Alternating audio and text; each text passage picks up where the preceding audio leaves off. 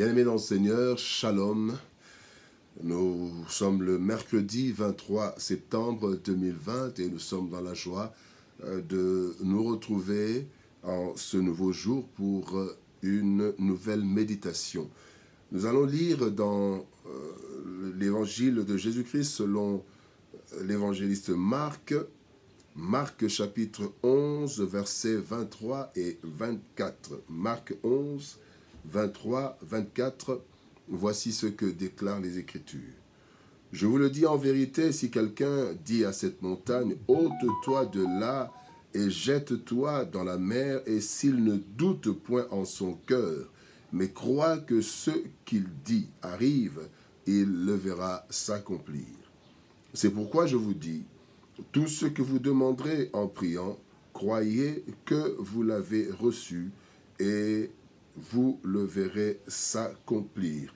Là, nous sommes dans Marc chapitre 11. Nous avons lu le verset 23 et le verset 24. La puissance de la foi.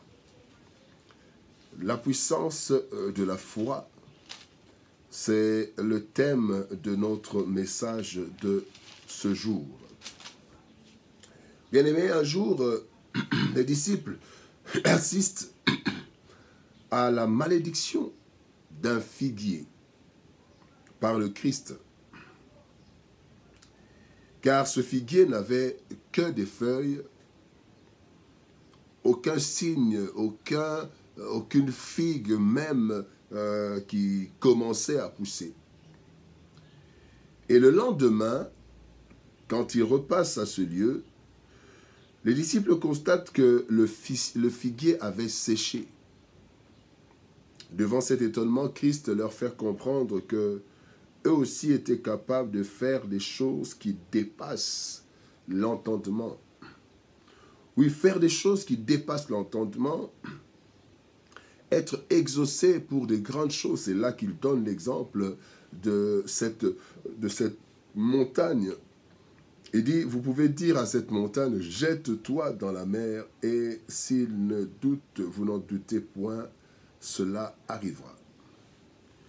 Bien-aimés, il y a deux éléments fondamentaux qui font la puissance du chrétien ou qui font que des choses extraordinaires arrivent dans notre vie. La première chose, c'est la prière. Bien-aimés, nous devons faire de nos besoins des sujets de prière et non des plaintes. Vous savez, parfois, nous avons, d'ailleurs souvent, nous avons l'habitude de nous plaindre de ce dont on a besoin, que nous n'avons pas, ce dont nous manquons, la situation que nous vivons. Nous faisons une série de plaintes et de murmures. Et bien aimé, la Bible dit dans Philippiens chapitre 4, verset 6, « Ne vous inquiétez de rien, mais en toute chose, faites connaître vos besoins à Dieu par des prières, des supplications, avec des actions de grâce. » Donc, le chrétien, la chrétienne, devrait transformer tout problème en sujet de prière simplement. Demander au Seigneur au lieu de se plaindre. Et la deuxième chose, bien aimé, c'est la foi. Oui, prière, mais il faut une prière soutenue par la foi. Cette foi, c'est la foi qui donne en fait à la prière la puissance nécessaire. Dans Hébreux chapitre 11, verset 6, la Bible dit « Or, sans la foi, il est impossible de lui être agréable, car il faut que celui qui s'approche de Dieu croit que Dieu existe et qu'il est le rémunérateur de ceux qui le cherchent. » Bien-aimés, quand nous venons en prière, nous nous approchons de Dieu, nous transformons nos sujets de nos besoins, nos désirs, nos peines, nos douleurs, nous les transformons en sujets de prière. Nous devons venir auprès du Seigneur avec foi. C'est la foi qui donnera à la prière l'efficacité. Bien-aimés, sans la foi, inutile de prier. Nous pouvons avoir la foi dans la prière, nous pouvons prendre des temps de prière, Mais quand nous n'avons pas la foi, nous ne sommes pas agréables à Dieu. Or, pour que nous soyons exaucés, il faut que le Seigneur nous agrée. Et quand nous nous approchons du Seigneur, la première chose, il est dit, ceux qui s'approchent du Seigneur, doivent croire que Dieu existe. Croire réellement que je ne suis pas en train de prier en l'air, je suis en train de prier ce Dieu qui existe, le Dieu tout-puissant, le Dieu qui a tout créé, le Dieu qui est capable de dire un mot, la chose s'accomplit. Donc quand nous venons devant le Seigneur, je ne viens pas devant le pasteur, je ne viens pas devant le frère qui prie avec moi, je ne viens pas devant l'apôtre, je viens devant l'Éternel. Bien-aimés, aujourd'hui, parfois, notre foi se limite aux serviteurs de Dieu. La foi se limite aux serviteurs de Dieu. Voilà pourquoi l'une des raisons pour lesquelles parfois certains prient le Dieu de tel. Parce qu'en fait, je connais tel, mais je ne connais pas le Dieu. Alors, je veux citer le nom de mon pasteur, de mon apôtre, du prophète, pour influencer ce Dieu que je ne connais pas. Quand je connais Dieu, pourquoi devrais-je encore dire le Dieu de tel? Non, mon Dieu, celui qui existe. Pas le Dieu que les serviteurs me prêchent, non, le Dieu qui existe, qui est là, qui est devant moi, le Dieu que je prie. Et ça, c'est la première partie. Quand nous ne croyons pas en cette relation entre nous et ce Dieu qui existe, bien aimé, il y a déjà des problèmes. Mais non seulement nous devons croire que Dieu existe, mais aussi nous devons croire qu'il est le rémunérateur qui le cherche, le rémunérateur de ceux qui le cherchent. Bien aimé, dans ce texte, la rémunération, dans le contexte de la rémunération, il y a aussi la volonté de Dieu. Vous savez, le rémunérateur, l'employeur, oui, il donne un salaire, mais il donne un salaire que lui a consenti. Il ne va pas donner le salaire selon la volonté de l'employé. Mais il y a une volonté de l'employeur, je prends telle personne et je vais lui donner tel salaire, tel traitement. Et donc, dans cette foi, nous devons connaître aussi la volonté de Dieu. Jésus-Christ à Gethsémani a demandé que la coupe soit, si c'était possible, que la coupe soit écartée, soit éloignée, cette douleur. Mais il a dit, non pas ma volonté, mais ta volonté. Et le Christ disait, ma volonté, ma nourriture, c'est de faire la volonté de celui qui m'a envoyé. Bien-aimé, donc la foi, cette foi qui déplace des montagnes, c'est une foi qui est attachée à Dieu qui existe, qui se manifeste, qui travaille. Mais aussi cette foi est liée à ce Dieu qui donne à ceux qui demandent, mais qui donne aussi selon sa volonté.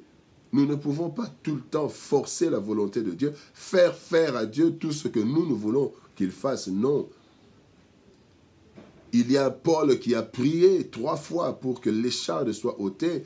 Paul qui ressuscitait au nom de Jésus des morts, qui a fait de grandes choses au nom du Seigneur. Mais là, le Seigneur lui dit, ma grâce te suffit. Parce qu'en ce lieu-là, Paul a pu prier, mais l'exaucement, ce n'était pas la guérison, l'écartement de l'écharde, mais la volonté de Dieu, c'était que cette écharde puisse servir de bénédiction à Dieu, à Paul, de grâce.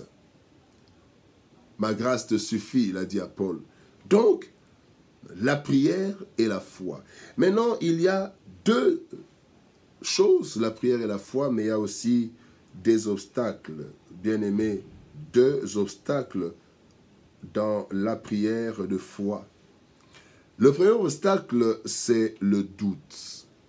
Le Seigneur dit, quand nous prions sans douter, et s'il ne doute point en son cœur, et c'est là le grand combat. Le doute, bien-aimé, ferme la porte de l'exaucement. Matthieu 13, 58 dit, et le Seigneur Jésus-Christ ne fit pas beaucoup de miracles dans ce lieu à cause de leur incrédulité. Christ n'a pas pu faire beaucoup de miracles dans une ville à cause de l'incrédulité. Jésus lui-même. Bien-aimés, parfois, comment vient le doute? Parfois, on se dit, peut-être que Dieu ne veut pas. Déjà là, c'est un doute. Peut-être que Dieu ne pourra pas. Peut-être que Dieu ne m'agrée pas. Et ça, c'est quand il y a déjà le doute, bien aimé, nous perdons un grand pourcentage de probabilité d'exaucement. Et voilà pourquoi plusieurs de nos prières échouent parce que nous n'avons pas la foi, cette foi sans doute.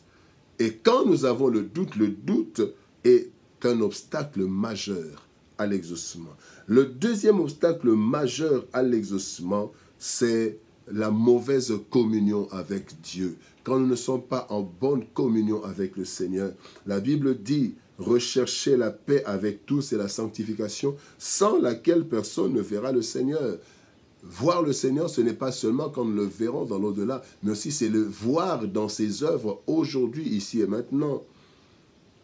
Donc cet obstacle, c'est le problème de communion avec le saint ou avec les autres.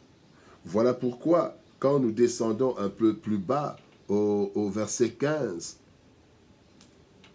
Marc, nous sommes dans Marc au chapitre 11, au verset 25, il dit « Et lorsque vous êtes debout faisant votre prière, si vous avez quelque chose contre quelqu'un, pardonnez, afin que votre Père qui est dans les cieux vous pardonne aussi vos offenses. Mais si vous ne pardonnez pas, votre Père qui est dans les cieux ne vous pardonnera pas non plus vos offenses. » Et donc, quand nous avons des offenses, quand nous venons au Seigneur avec des offenses, avec une communion perturbée, là, c'est l'obstacle à notre prière, l'obstacle à l'exaucement. Bien-aimé, Caïn a été rejeté et son offrande aussi a été rejetée. Avant que le Seigneur nous exauce notre prière, il doit d'abord nous agréer. Nous devons d'abord réparer, enlever tout ce qui perturbe notre communion avec le Seigneur.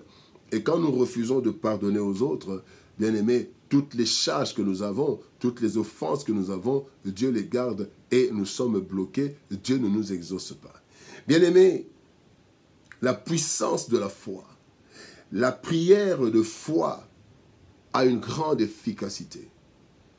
Mais encore faut-il qu'il n'y soit pas trouvé de doute et que le Seigneur ne trouve pas des tâches d'impureté ou de problèmes de communication avec lui. Nous pouvons avoir un beau téléphone, mais quand nous avons un problème de réseau, le message ne passe pas.